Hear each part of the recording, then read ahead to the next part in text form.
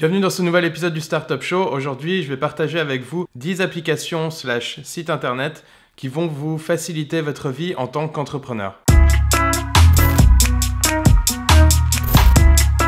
Pour être productif, il faut de bons outils.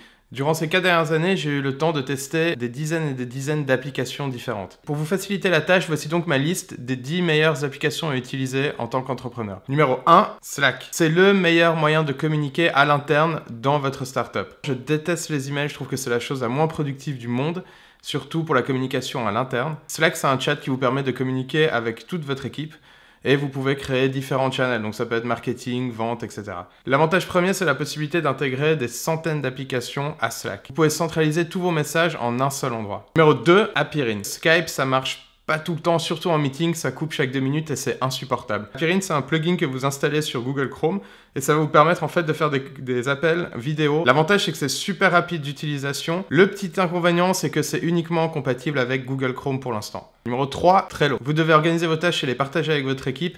Avec Trello, il n'y a rien de plus simple. Ça marche sur le même principe que les post-it que vous collez sur le mur.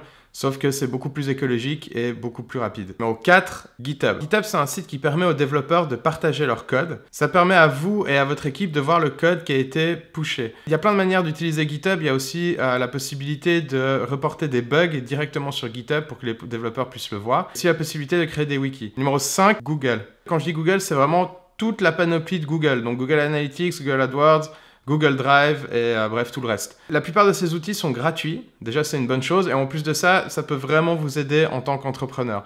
Donc, non seulement avec le Drive, où vous pouvez partager tous vos fichiers et les créer, et aussi, bien sûr, Google Analytics qui vous permet d'avoir les stats de votre site internet et Google AdWords pour la publicité. Numéro 6, Mega. Mega, c'est comme Dropbox à 2 choses près. La première est que Kim.com est le créateur de Mega. La deuxième, c'est que c'est sécurisé. Tous les fichiers sont encryptés. Si vous les partagez avec quelqu'un, vous allez avoir le lien et une clé d'encryption spéciale pour ce lien. Ça, c'est vraiment un plus par rapport à Dropbox qui n'est pas vraiment sécurisé. Les serveurs sont également beaucoup plus rapides et je trouve l'interface beaucoup plus simple à utiliser. Numéro 7, Mailchimp. Tenir les gens au courant de votre activité, c'est une des choses les plus importantes. Un des moyens de les faire, c'est le mailing. Alors normalement, c'est quelque chose de super compliqué, donc le faire dans Outlook, c'est juste impossible et ça va vous donner un résultat dégueulasse. Le coder, c'est vraiment une prise de tête, donc il y a Mailchimp qui le fait. Ça vous permet en fait de gérer vos listes, de les créer, donc de créer les templates d'email et de les envoyer hyper simplement. C'est une de mes applications préférées en marketing.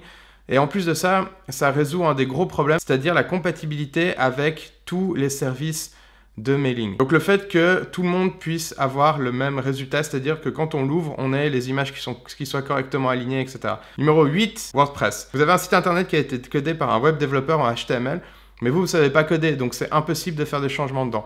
Donc si vous demandez à votre web développeur de l'intégrer dans WordPress, vous allez avoir la possibilité de vous connecter à WordPress et de faire des changements, donc de mettre des photos, de changer le contenu texte et aussi de faire des traductions par exemple. Numéro 9, Fiverr. Fiverr, c'est quoi? C'est un site internet sur lequel vous pouvez à peu près tout demander pour 5 $.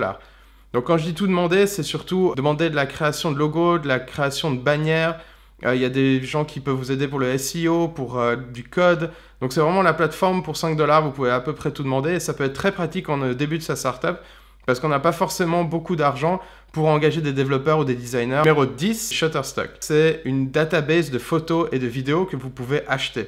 Alors, c'est vrai que c'est mieux de faire ses propres photos et ses propres vidéos, mais de nouveau, au début de sa startup, on n'a ni le temps, ni l'argent, ni le matériel pour le faire. Si vous voulez communiquer sur votre produit ou service et avoir des belles photos ou de belles vidéos, allez sur Shutterstock, c'est pas très cher. Si vous avez votre propre liste, n'hésitez pas, lâchez-la dans les commentaires. J'allais oublier, évidemment, j'ai mis la liste dans la description de la vidéo.